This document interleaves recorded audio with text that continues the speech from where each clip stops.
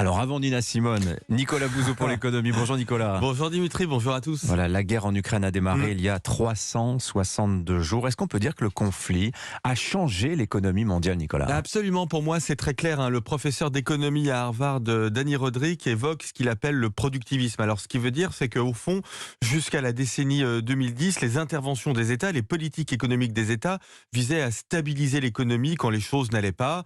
Quand il y avait des problèmes de revenus, par exemple, on donnait de l'argent aux ménages pour qu'ils dépensent davantage. Mais au fond, la pandémie, le réchauffement climatique et surtout la guerre ont amené les États à s'intéresser directement à la production. Et d'ailleurs, aujourd'hui, on est en fait dans une économie de guerre qui ne dit pas son nom. Regardez ce qui se passe avec les semi-conducteurs. Aujourd'hui, qu'il s'agisse de la Chine, des États-Unis ou de l'Europe, en réalité, les États subventionnent la production de semi-conducteurs. Et je pourrais multiplier les exemples. On produit aujourd'hui des munitions comme on a produit des vaccins il y a 2 ans.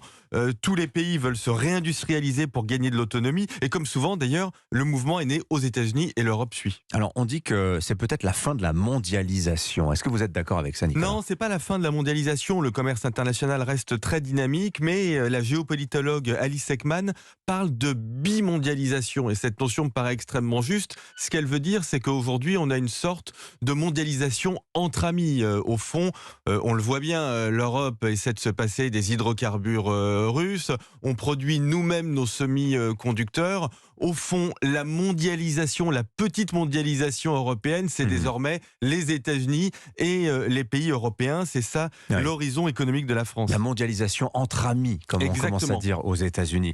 Bon, et l'Europe dans tout ça, finalement, on voit qu'elle n'a pas si mal résisté. A priori, on évite la récession cette année. Il n'y a pas eu d'effondrement. On a vu une résilience extrêmement forte des chaînes de production. Les entreprises savent s'approvisionner quand il y a des difficultés, quand il y a des embargos, quand on manque d'hydrocarbures. D'ailleurs, je vous ferai remarquer que les prix du gaz sont retombés à leur niveau d'avant-guerre. On commence à le voir sur les chiffres de l'inflation qui se stabilisent et on imagine que l'inflation va un peu diminuer. Non, la vraie difficulté, le vrai défi pour nos économies, c'est ce que l'on pourrait appeler en France la quoi qu'il en coûtisation, c'est-à-dire le fait qu'on dépense énormément d'argent. On a dépensé énormément d'argent pour la crise sanitaire, on a eu raison. On dépense aujourd'hui énormément d'argent pour se réarmer et pour faire face aux dommages économiques de la guerre, on a raison. Allez, je ne peux pas m'en empêcher. C'est absorbable uniquement si on travaille plus. Comprenne qui pourra. Ça me rappelle quelqu'un, tiens. Merci beaucoup Nicolas Bouzou. Bonne journée à vous. 7h23.